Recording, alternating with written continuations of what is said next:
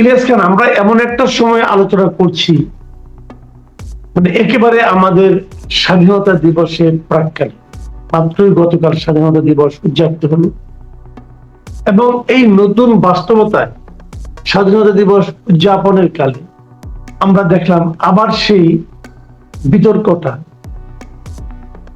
উঠে এলো, যেখানে বলা হলো যে স্বাধীনতা দিবস, প্রথম স্বাধীনতা, দ্বিতীয় স্বাধীনতা, ৭১-এর স্বাধীনতা, ২৪-এর স্বাধীনতা, এই যে আলোচনাটা হচ্ছে, এবং এই আলোচনার ক্ষেত্রে কাউকে কাউকে বলতে শুনলাম যে ২৪-এই নাকি প্রকৃত স্বাধীনতা হয়েছে। আবার অনেকে বললেন যে যারা নাকি ২৪-এর স্বাধীনতার কথা বলে তারা আসলে ৭১-এর স্বাধীনতা দেখেনি বলেই বলতে পারে। এই বিতর্কগুলো আপনি কিভাবে দেখছেন, এবং এই সময়ে এই বিতর্কটা ওঠাটাকে আপনি কি? আপনাকে ধন্যবাদ। আপনি কি গুরুত্বপূর্ণ বিষয়ে বলেছেন। এটি আসলে আমাদের একটি জেনারেশনের মেন্টাল মেকআপ চেঞ্জ হয়ে গেছে। যারা ৭১ দেখেনি, না দেখলেও আমরা তো ৭১ ধারাবাহিকতা এখানে এসেছি। ৭১-এর সঙ্গে কোনো কিছু তুলনা হয় না। এটি যারা করতে চায় তারা ৭১-কে আবার মহান মুক্তিযুদ্ধকে ছোট করতে চায়। এর অর্থ এই না আমি ২৪-কেও খাটো করছি, বাট ৭১-এর সঙ্গে কোনো কিছু তুলনা নেই। এই ২৪ হচ্ছে, ৯০ হয়েছে, ৭১-এর পর যা কিছু হয়েছে দেশটি স্বাধীন হয়েছিল বলে। আজকে আপনি কথা বলছি দেশটি স্বাধীন হয়েছিল বলে, এই কথাটা ভুলে গেলে আমাদের কিন্তু চলবে না। আমাদের একটা জেনারেশন, বিশেষ করে এই জেনারেশনে কিছু মানুষ যারা অনেকে এখন নেতৃত্ব পর্যায়ে রয়েছে, তারা কিন্তু যারা ৭১-কে কেমন একটু ছোট করতে পারলে বা তুচ্ছ তাচ্ছিল্য করতে পারলে খুব গৌরব বোধ করেন। এটি কিন্তু গৌরবের বিষয় নয়। আমাদের ৭১-কে যারা অস্বীকার করবে তার ইতিহাস থেকে মুছে যাবে।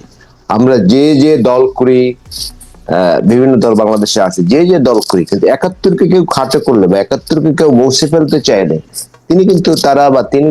তারা কিন্তু ইতিহাস থেকে হারিয়ে যাবে। সুতরাং ৭১ আর ২৪ এক যারা বলেন, এটা অর্বাচীনতা, এটা এক ধরনের মানসিক বিকৃতি। এটা আমাদের মহান মুক্তিযুদ্ধ যারা আমাদের পূর্বসূরি, আমাদের ৫৬,০০০ বর্গমাইল আমাদের দিয়েছিলেন, এবং বাঙালি জাতি প্রথম যে স্বাধীন রাষ্ট্র পেয়েছে সেটি ৭১ অর্জিত হয়েছে। সুতরাং এটিকে ছোট করে বা এটিকে একটু কৌশল আমি একটু ছোট করলাম, এগুলো করে রাজনীতি খুব ভালো করার সুযোগ আছে বলে আমি মনে করি। সুতরাং এই সুযোগে আমি বলে রাখতে চাই, যে জেনারেশন বা যারা এটি করছে, এটি বিশাল গ্রুপ এখন করছে দেখছি। আওয়ামী লীগ তাড়িয়ে দেওয়ার পরে বা আওয়ামী লীগ পালিয়ে যাওয়ার পরে, আওয়ামী লীগ আর ৭১ তো এক না। ৭১ তো শুধু আওয়ামী লীগ ঘটায়নি, বাংলাদেশের আপামর জনগণ ছিল সেখানে। আমাদের খেটে খাওয়া মানুষ, আমাদের শ্রমিক ভাইরা, আমাদের বিশ্ববিদ্যালয়ের ছাত্র সবাই ছিলেন। এটা একটা গণমানুষ, সব মানুষের একটি জনযুদ্ধ ছিল। সেই যুদ্ধে আমরা জয়ী হয়েছে, অনেক অনেক প্রাণহানি ঘটেছে, আমাদের মাব্বর ইজ্জত হরণ হয়েছে। কিন্তু এই ৫৬,০০০ বর্গমাইল পেয়েছিলাম বলেই কিন্তু আজকে আমরা রাজনৈতিক দল করছি, নানা কিছু আমরা করতে পারছি, বিভিন্ন বড় বড় পজিশনে বাংলাদেশের মানুষ দেশে, এবং অর্থনৈতিক ভাবে আমরা কিন্তু এখন অনেক স্বাবলম্বী হয়েছি। সুতরাং ৭১-কে খাটো করে যারা সামনের দিকে এগোতে চায়, ৭১ বাদ দিয়ে বাংলাদেশের রাজনীতি হবে না। আবার এরকম না যে ৭১ বিক্রি করে আমি দুর্বিনীত শাসন, আমি স্বৈরাচারী শাসন চালিয়ে গেলাম। ৭১-এর চেতনার কথা বলি, যেটা স্বৈরাচার সরকার, যে পালিয়ে যাওয়া সরকার যেটি করেছে, সেটিও গ্রহণযোগ্য না। বাট আমাদের মূল কিন্তু ৭১-কে কেন্দ্র করে সবকিছু হবে, এটি আমাদের মাথায় রাখতে হবে। কিন্তু জি, ৭১-কে খাটো করার প্রশ্ন না। কেউ কেউ ৭১-কে বলছেন যে ২৪-এর মাধ্যমে ৭১-এর পূর্ণতা হয়েছে। ২৪-এ যে আন্দোলনটা হলো, সেই আন্দোলনের সময় যে প্রত্যাশাটা আপনার ছিল, আজকে ৭ মাসের পর এসে আপনার কি মনে হয় সে প্রত্যাশার বাস্তবায়ন আপনি ২৪-এর আন্দোলনে দেখতে পাচ্ছেন? এটি খুব দুর্ভাগ্যজনক। এটি আমরা সবাই উপলব্ধি করছি। আমরা নতুন কি পেলাম? হয়তো নতুন পেয়েছি এটুকু যে আপনি কথা বলতে পারছেন, আমি কথা বলতে পারছি, অনেকে কথা বলতে পারছে, একটি রাজনৈতিক স্বস্তি এসেছে। কারণ পুরো দেশব্যাপী একটি ভয়ের সংস্কৃতি গড়ে তোলা হয়েছিল। ফ্যাসিস্ট স্বৈরাচার কিন্তু একটা ভয়ের সংস্কৃতি গড়ে তুলেছিল, মানুষের মধ্যে একটা ভীতি তৈরি হয়েছিল। ওই আমাদের মনে আছে নিশ্চয়ই যে এনিম্যাল ফার্মে কিন্তু এই ধরনের কথা বলা আছে যে উপন্যাসটিতে। সেই ভয়ের সংস্কৃতি কিছুটা কেটে গেছে, এটি অত্যন্ত ভালো দিক। আমরা একটি গণতান্ত্রিক পরিবেশ পাচ্ছে, এবং মানসিক ভাবে এক ধরনের স্বস্তি হচ্ছে এই কারণে যে একটি সরকার তিনটি ভুয়া নির্বাচনের মাধ্যমে দেশ শাসন করছে, এটি মানতে কিন্তু আমাদের খুব কষ্ট ছিল, আমরা যারা গণতন্ত্র প্রিয় মানুষ। সুতরাং সেই অবস্থা থেকে আমাদের মুক্তি হয়েছে। আমরা আশা করতে চাই, সংস্কার কমিশন বিভিন্ন রিপোর্ট দিয়েছে, বাট সংস্কার কমিশনের অগ্রগতি খুব দৃশ্যমান না এখনো। 8 মাস চলে গেছে, কতটুকু আমরা এগোতে পেরেছি আপনিও জানেন, আমিও জানেন, অনুষ্ঠান যারা দেখছেন তারাও জানেন। সুতরাং আমি আশা করতে চাই আরো ভালো কিছু করতে হবে, এবং আমরা জানি এমন একটি অবস্থা তৈরি করতে পারি যে স্বৈরাচার যেন আমাদের ঘাড়ে কখনোই চেপে না বসতে পারে গণতন্ত্রের নামে। সেটি আমরা চাই, বাংলাদেশের মানুষ এটাই প্রত্যাশা। কিন্তু আসলে আপনি বললেন যে সংস্কার কমিশনের কাজ নিয়ে আপনার এর অগ্রগতি নিয়ে আপনার মনে অতটা আশাবাদ আপনি দেখছেন না, কিন্তু এদিকে আজকে দেখলাম গতকালকে বলেছিলেন নতুন যে রাজনৈতিক দল হচ্ছে জাতীয় নাগরিক পার্টি, তার আহ্বায়ক নাহিদ ইসলাম বলছিলেন যে সংস্কার ছাড়া নির্বাচন চাপিয়ে দিলে তা মানা হবে। তার মানে কি, এখন যদি সংস্কার ধীরে ধীরে অগ্রসর হয় তাহলে কি নির্বাচনও প্রলম্বিত হবে? নির্বাচনকে সংস্কার কমিটির কর্মকাণ্ডের উপর, তার গতির উপর নির্ভর করবে? শুনুন, আমি একটু পিছনে যাই। আমাদের মনে আছে 71-এ যে তরুণরা ছিল, বিশেষ করে ছাত্রলীগ বা অন্যান্য দলে, তারা কিন্তু 71-এর পর 72-টি দল করেছিল। জাসদ একসময় কিন্তু অনেক তরুণ এই দলে গিয়েছিলেন, এবং জাসদের নানা হঠকারিতার কারণে এই দলটি কিন্তু নিশ্চিহ্ন হয়ে গেছে। এই নাহিদ সাহেব তিনি বলছেন, মানে কি বলে যে তাদের অ্যাটিটিউড এরকম ছিল যে তাদের কথা মতো চললে নির্বাচন দিবে। নিশ্চয়ই আপনার মনে আছে, এই গত কদিন আগে তাদের কথা মতো চললে নির্বাচন। তিনি এখন বলছেন আবার সংস্কার তো একটা চলমান প্রক্রিয়া, একটি গণতান্ত্রিক পরিবেশে নির্বাচন, একটি প্রকৃত গণতান্ত্রিক সরকার যারা ভোটের মাধ্যমে, নট লাইক শেখ হাসিনা, যারা ভোটের মাধ্যমে নির্বাচিত হবে, সেটি তো একটা বিরাট সংস্কার। আর সংস্কার থেমে যাওয়া তো মানে সবকিছু থেমে যাওয়া।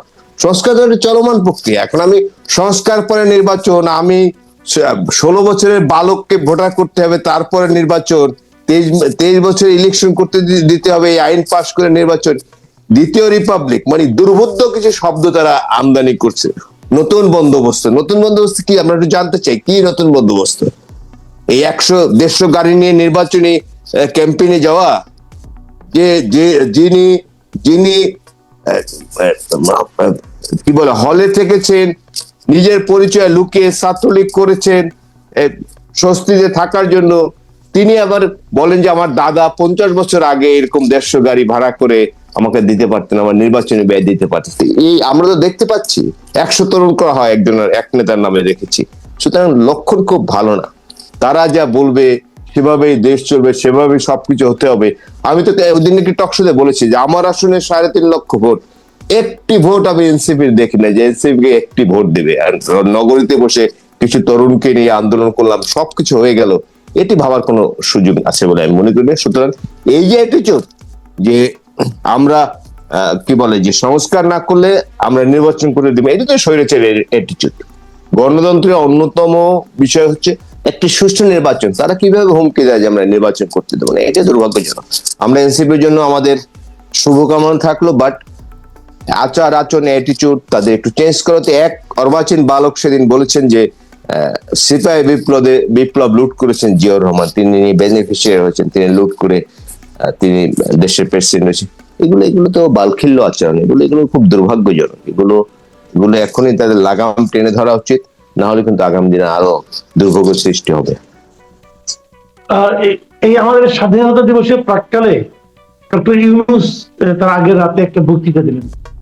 এই বক্তৃতাতে আমরা দীর্ঘদিন ধরে দেখছি যে দেশের বৃহত্তম রাজনৈতিক দল বিএনপির পক্ষ থেকে বারবার বলা হচ্ছে যে আপনারা একটা নির্বাচনের রোডম্যাপ দেন, এবং এইবারে এসেও কিন্তু ডক্টর ইউনূস তার বক্তৃতায় নির্বাচনের সম্পর্কে সুস্পষ্ট ভাবে তেমন কিছুই বলেন, এবং বরঞ্চ আগের চেয়েও একটু দুর্বোধ্য ভাবে বললেন যে ডিসেম্বর থেকে জুনের মধ্যে নির্বাচন হতে পারে।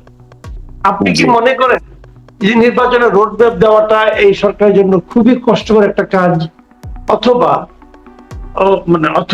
এই ধরনের বক্তব্যের মাধ্যমে এই সরকার নির্বাচনকে প্রলম্বিত করতে চাচ্ছে? আসলে এটা আমি একদম আমার গণমাধ্যম কর্মী হিসেবে আমার যেটা মনে হচ্ছে, তারা নির্বাচনকে প্রলম্বিত করতে চাচ্ছে। আপনার নিশ্চয়ই মনে আছে নির্বাচন বিষয়ে কোনো কথাই কিন্তু দীর্ঘদিন তারা বলেননি। পরে সেনাপ্রধান একটি অনুষ্ঠানে বলেছেন যে ডিসেম্বরে নির্বাচন হতে হবে, নিশ্চয়ই আমাদের মনে আছে। এবং এরা কিছু মানুষ আছেন, এই উপদেষ্টা পরিষদও আছেন, এই বিভিন্ন রাজনৈতিক দলে আছেন, কেন যেন তারা নির্বাচনটা তাড়াতাড়ি করতে চান না, আমি জানি না। একটি সুষ্ঠু নির্বাচন, একটি গণতান্ত্রিক নির্বাচন, প্রকৃত জনপ্রতিনিধি নির্বাচন, এটাই দেশের জন্য তার বিরাট কাজ। অনেকে বলেন যে শুধু নির্বাচন করার জন্য দেশ আবার কি এত যুদ্ধ করেছে, এত লড়াই করেছে, এত তরুণ জনতা জীবন দিয়েছে, সেটি না। বাট এটি কতকাল, ধরুন ডিসেম্বরে নির্বাচন হয়, তাহলে তো প্রায় 1.5 বছর হয়ে গেল এই সরকার আসার পরে, বা আগামী জুনের মধ্যে যদি নির্বাচন হয় তাহলে তো প্রায় 2 বছর হয়ে গেল। সুতরাং নির্বাচনকে কেন তারা প্রলম্বিত করতে চায়, আমার কাছে এটি বোধগম্য না। বরং আমি মনে করি আমাদের অতীত অভিজ্ঞতা কিন্তু ভালো না। 111 এর সরকার নিশ্চয় মনে আছে, তারা কিন্তু শেষ পর্যন্ত দেশে থাকতে পারে 2 বছর দেশ চালিয়ে তারপর দেশ ছেড়ে চলে যেতে হয়। আমাদের এখন যারা তত্ত্বাবধায়ক, এখন যারা অন্তর্বর্তীকালীন সরকারে আছেন, তারা অত্যন্ত সম্মানিত লোক। বাংলাদেশের মানুষের কিন্তু নির্বাচনী ক্ষুধাও আছে। একটু আগে আমি বলেছি 3টি প্রহসনের নির্বাচন হয়েছে, 3টি আসলে হয়েছে 4টি। 2008 যে নির্বাচনটি ছিল সেটি ছিল পাতানো, প্রি প্ল্যান্ড আমি মনে করি। বাকি 3টার কথা তো বলাই যায়। মানুষ এতে কিন্তু ভোট দিতে পারে না। 3.5 কোটি তরুণ ভোট দিতে পারে না। কিন্তু তরুণকে এখন যাদের বয়স 40-42 হয়েছে তারাও কোনোদিন ভোট দিতে পারেনি। শুধু একটি নির্বাচনী ক্ষুধাও কিন্তু আছে জনগণের মধ্যে, এবং বাংলাদেশের মানুষ কিন্তু খুব নির্বাচন প্রিয়। আপনি জানেন যে নির্বাচন এখানে একটি উৎসবের মতো। সুতরাং আমি বলতে চাই, গণতন্ত্র বিকাশে সুসংহত করার জন্য যত দ্রুত সম্ভব নির্বাচন দেওয়া উচিত।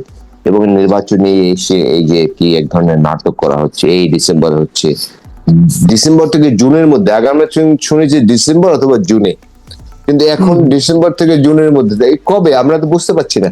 বরং রোড ম্যাপ ঘোষণা করে সেটি অনুযায়ী যদি এগোয় সরকার, তাহলে সরকারের জন্য ভালো হবে বলে আমি মনে করি।